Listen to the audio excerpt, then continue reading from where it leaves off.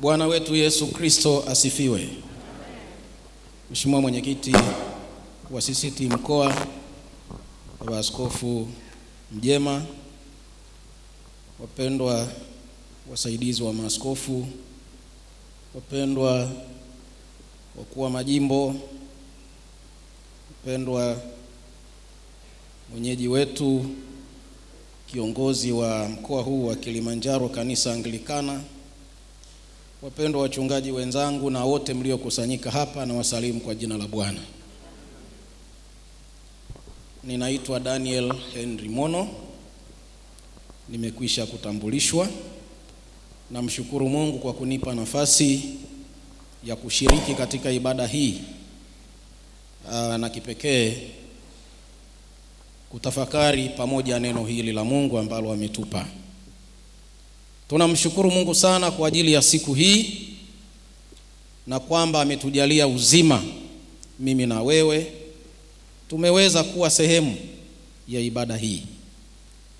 Lakini nipongeze uongozi wa CCT mkoa na wana CCT wote kwa namna ambavyo ninauona mshikamano huu, na kipekee ikiwa ni ibada yangu ya kwanza ya CCT tangu nilipoitwa kuja huku kutumika nanyi.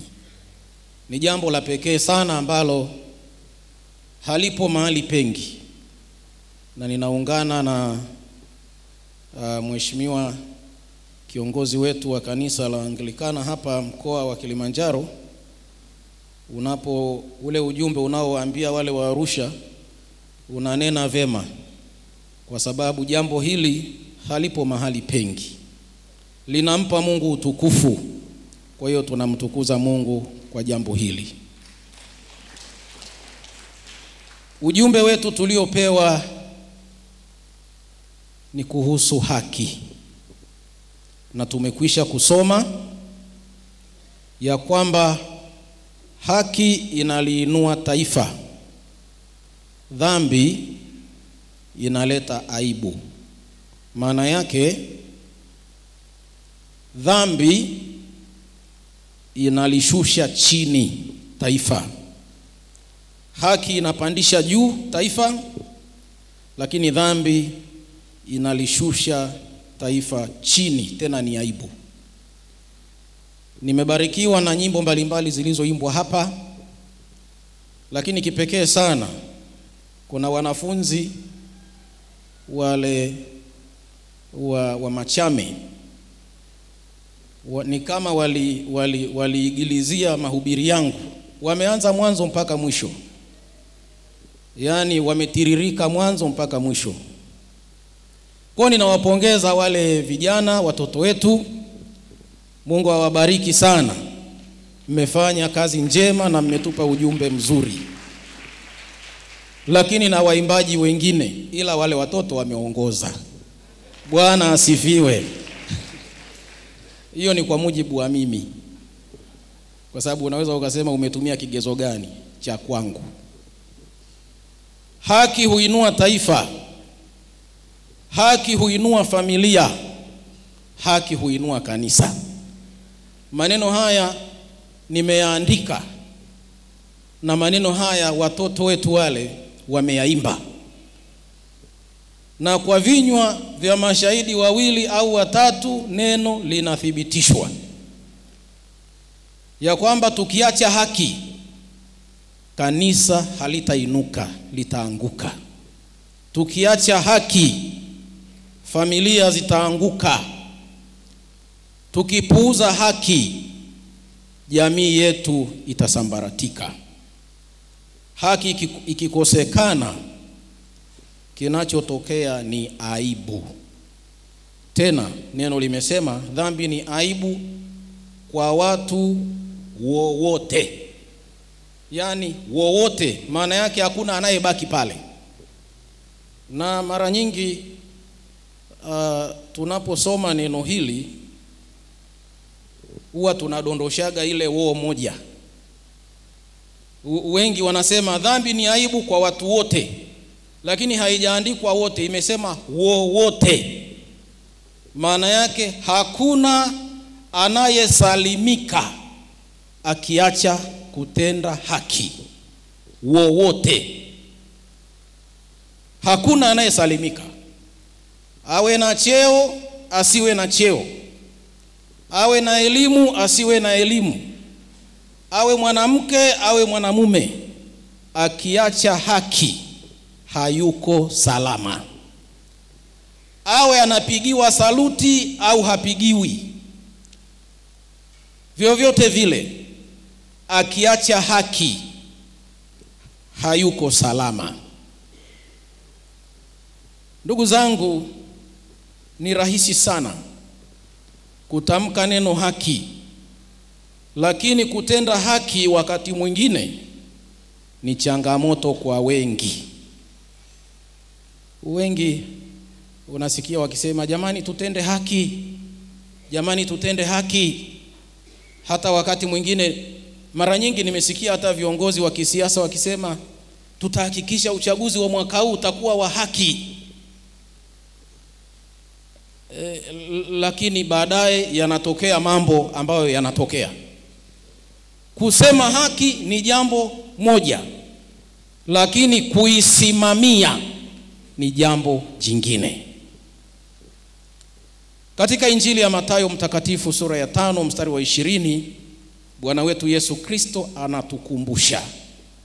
Mathayo mtakatifu 5:20 anasema, maana nawaambia kwamba haki yenu isipozidi hiyo haki ya waandishi na Mafarisayo, hamtaingia kamwe katika ufalme wa mbinguni.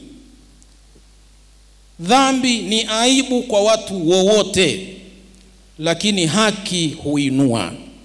Na haki hii ya kwetu sisi tunaosema haki madhabahuni, haki kwenye taifa, haki kwenye familia, isipozidi ile ya waandishi na Mafarisayo, hatutaona mbingu.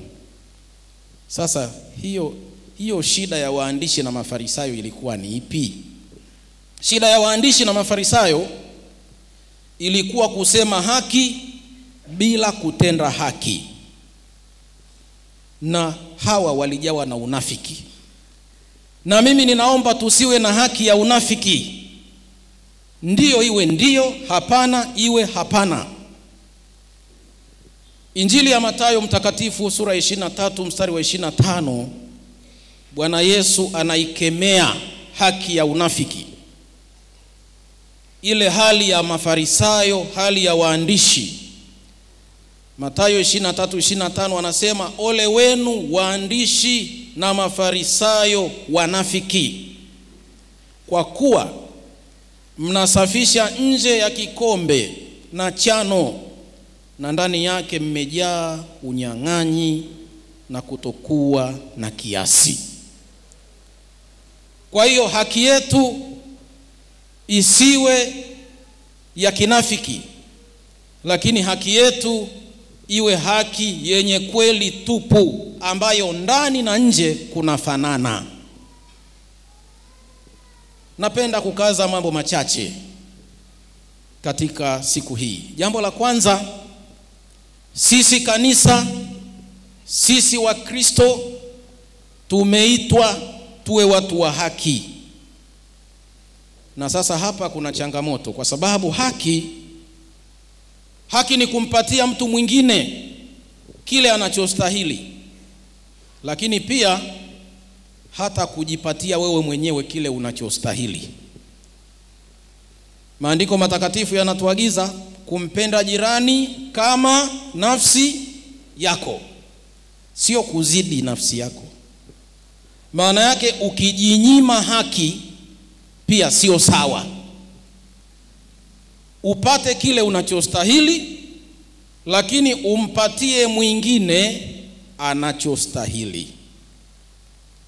Haki yaweza kuleta furaha kwa upande mmoja na kuinyima furaha upande mwingine, ili mradi kila upande umepata kile unachostahili. Kwa hiyo kutendewa haki haimaanishi kila siku utaondoka ukiwa umefurahi. lakini haki ni kile unachostahili. Kuna mwingine haki yake ni kupigwa bakora. Hivi ataondoka anacheka kweli? Kwa kile ulichofanya unastahili kucharazwa viboko. Hiyo ni haki. Sasa kuna watu wanafikiri haki ni kuondoka ukiwa umefurahishwa. Haki si kuondoka ukiwa umefurahishwa. Haki ni kuondoka ukiwa umepata unachostahili. Haki yaweza kuleta furaha, lakini wakati mwingine inaweza isikufurahishe, lakini ni haki. Ndiyo maana maandiko matakatifu katika Warumi 6 mstari ule wa 23 tunakumbushwa kwamba mshahara wa dhambi ni mauti, lakini karama ya Mungu ni uzima wa milele. Maana yake haki ya dhambi ni mauti. Hakuna mtu anayefurahia mauti, lakini hiyo ndiyo haki yake. Na tumesoma dhambi ni aibu. Maana yake tukiunganisha na Warumi, dhambi inaleta mauti. Lakini karama ya Mungu, anayemtumaini Mungu, anayemwamini Mungu, yeye akimaanisha, yeye anahesabiwa haki bure ya uzima wa milele. Kwa hiyo mmoja anapata mshahara wa mauti ikiwa ndio haki yake. Mwingine anapata mshahara wa uzima wa milele ambao nao ni haki yake. Na hapa kwa vyovyote ukiwatazama watu hao wawili, kila mmoja atakuwa na mudi tofauti. Mmoja ana mudi ya kicheko, mwingine mudi ya huzuni, lakini wote wamepata haki.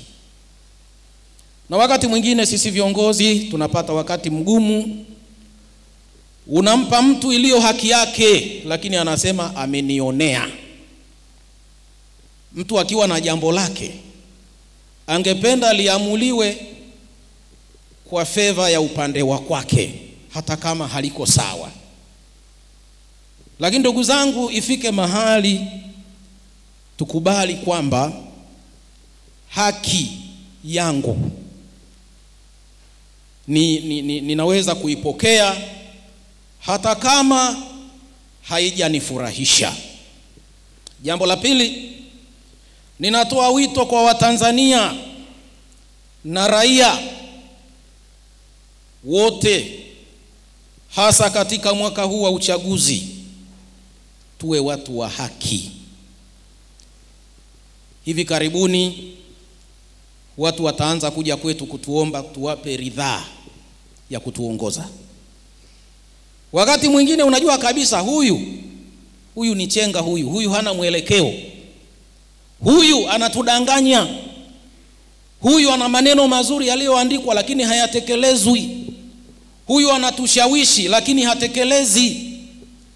Sasa kufanya haki ni kumchagua yule anayestahili na kumwacha yule asiyestahili. Kila mtu afanye hivyo kwa uhuru, kila mtu afanye hivyo kwa utashi wake. Watanzania na raia wote wema, tutende haki. Na kutenda haki kwa nafasi yako ni kumnyima kura yule asiyefaa na kumpa kura yule anayefaa. Watanzania tumekuwa stadi wa kulalamika, lakini waoga wa kufanya maamuzi. Mafundi wa kulalamika, lakini waoga wa kufanya maamuzi. Niwakumbushe kwamba tunayo haki hiyo, haki ya kuamua tuongozweje na nani atuongoze. Fursa hii inakuja kwetu tena mwaka huu, na ikipita utakutana nayo tena miaka 5. Haki ulionayo, una haki ya kumpa mtu kura, una haki ya kumnyima kura, bila kutishwa, bila kulazimishwa, bila ushawishi usiofaa. Na jambo la tatu, viongozi wa ngazi mbalimbali katika taifa letu tunaitwa kutenda haki. kutenda haki kwa wananchi, kutenda haki kwa jamii, kutenda haki kwa washarika na kwa watumishi mbalimbali ambao tunawaongoza. Haki itendeke kiasi ambacho kila raia atajisikia salama na huru katika nchi yake, katika kanisa lake, katika mkoa wake, katika wilaya yake. Kila raia ajisikie kuipenda nchi yake. Siku hizi imekuwa kawaida kusikia fulani tulikuwa naye hapa lakini ametoweka, hatumuoni, hatujui kina nani wamemchukua. Mtumishi wa Mungu mmoja akasema tunaweza kupuuza mambo haya kama familia zetu hazijaguswa. Lakini kesho umeamka, mme wako hayupo, mtoto wako hayupo, mke wako hayupo, mjomba wako hayupo, simu haipatikani, hajulikani yuko wapi, ndipo utasema kuna jambo la kukemea, utasema kuna jambo la kuombea. Lakini kwa vile wengi tunayasikia kwa mbali, hatujali sana. Na saa zingine tunasema wanajitakia. Lakini ifike mahali haki ifanyike sawa sawa, ili kila mmoja ajisikie kuwa salama mahali anakoishi, mahali anakofanyia kazi, mahali anakoabudu. Na hawa ambao ndugu zetu ambao baada ya muda kidogo tunakuwa hatuwaoni, tunajiuliza, unaambiwa wamechukuliwa na watu wasiojulikana. Hivi kweli hawajulikani? Familia nyingi zimeumizwa. Tunaishi maisha ambayo hatukuwahi kuyaishi hapo nyuma.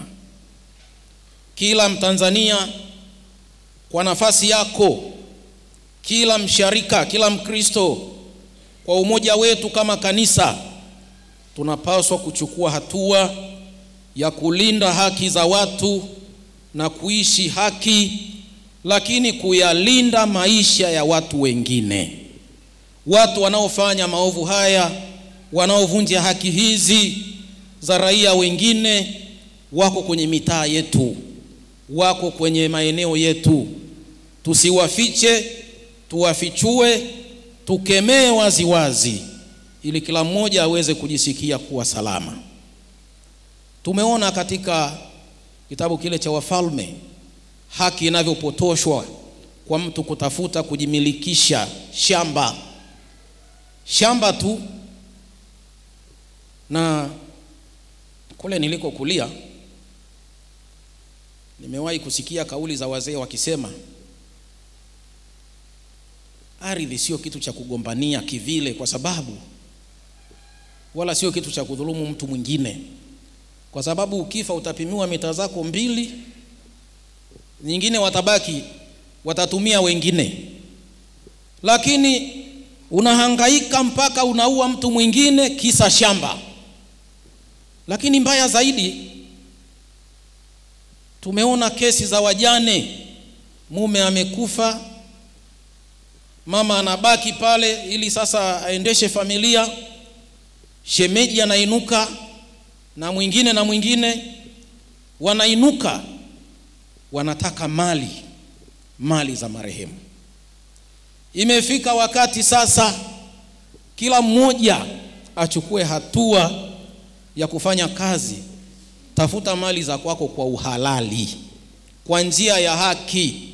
Unajua kuna mwingine yuko hapo anasubiri, anasema kaka atakufa lini ili nimiliki, dada atakufa lini nimiliki. Sio sawa. Kila mtu afike mahali awe na namna ya kushughulika kwa bidii na kumwomba Mungu amfanikishe katika maisha yake na alinde uhai wa mtu mwingine. Ukiona mwenzako amefanikiwa, mtakie baraka. Kuna mwingine akiona mwenzake amefanikiwa, anatafuta namna gani nitamuondoa ili mimi nimiliki. Hii si sawa. yale ambayo walifanya kwa Naboth hayakuwaacha salama.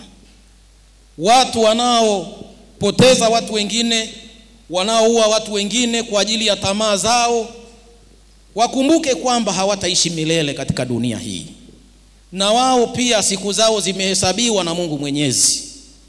Zimehesabiwa na Mungu Mwenyezi. Kufumba na kufumbua na wao hawapo. Na Jehanamu itakuwa ndio fungu lao katika moto ule usiozimika. Nitoe wito kwa watu hawa wapotosha haki, wanaoharibu maisha ya wengine, wanaomwaga damu za wengine. Bado neema ya Kristo ingalimo, inakuita ili uweze kutubu. Yesu Kristo anasema, dhambi zenu zijapokuwa nyekundu sana, hata kama zingekuwa kama bendera, yeye anasafisha. Kwa neno lake, kwa damu yake, anaweza kubadilisha maisha ya kila mmoja. Na jambo la 4 na la mwisho, tumekuwa tukihimiza sana habari ya amani. Na tunapenda kweli amani yetu iendelee kuwepo katika taifa, iendelee kuwepo katika familia, iendelee kuwepo katika maeneo yetu ya kazi. Lakini nataka nikumbushe, usipopanda mbegu ya mahindi, hutavuna mahindi. Usipopanda mbegu ya parachichi, hutavuna parachichi. Kwa hiyo, unataka kula maparachichi au kuuza maparachichi, panda miparachichi. Unataka kula mahindi, panda punje za mahindi. Unataka maembe, panda miembe. Sasa tusihubiri maembe wakati tunakataa miembe. Tusihubiri maparachichi wakati tunakataa miparachichi. Tunapohubiri haki, tunapohubiri amani, tukiwa tumesahau haki, tunajidanganya. Ni lazima haki itendwe na yeyote yule kwa nafasi yake. Mtanzania, raia wa kawaida, vyombo vya ulinzi na usalama, mahakama, bunge, mihimili yetu yote lazima ijikite kutenda haki, na tutavuna amani. Ukidhulumu haki ya mtu, atakuja atakavyokuja, na matokeo yake ndio inatokea damu zinamwagika hovyo hovyo, uhasama wa kila aina. Lakini mbegu ya amani ni haki. Haki.